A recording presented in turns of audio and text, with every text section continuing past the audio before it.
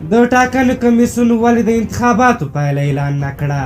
غټ راز معلوم شو. دا چې څنګه مطلب تر پایه را سره وګورئ. ګرانو لیدونکو السلام علیکم. ټاکل شوې وه د میزان په 28مه د شنبې په ورځ د ولسمشرۍ ټاکنو لومړنۍ پایلې اعلان شوې وای، خو د ټاکنو کمیسیون وایي چې د تخنیکي او یو شمېر نورو مسایلو له امله یې دغه پایلې اعلان نه کړې او 2 ورځې وروسته اعلانوي. په دې تړاو د دغه کمیسیون مشر هوا عالم نورستانۍ د خلکو او لښکیلو غاړو د نتیجې پر وخت د نه اعلان له کبله بخښنه غوښتې، خو یو شمېر باوري سرچینو کابل نیوز او نورو رسنیو ته ویلي چې کمیسیون غوښتل پایلې اعلان محمد اشرف غني په لومړنیو پایلو کې ګټونکی اعلان کړي، خو د ثبات او همپالنې ټیم مشر عبدالله مخنیوی کړی. عبدالله وایي تر هغې پورې چې غیر بایومتریک رای نه وي باطلې شوې د ټاکنو پایلې دې نه اعلانېږي. که څه هم کمیسیون په پریکړو کې ځان خپلواک اعلانوي، خو حقیقت دا ده چې تر سختو فشارونو لاندې دی او ښه مثال د لومړنیو پایلو نه اعلان و چې یو کاندید یې مخنیوی وکړ.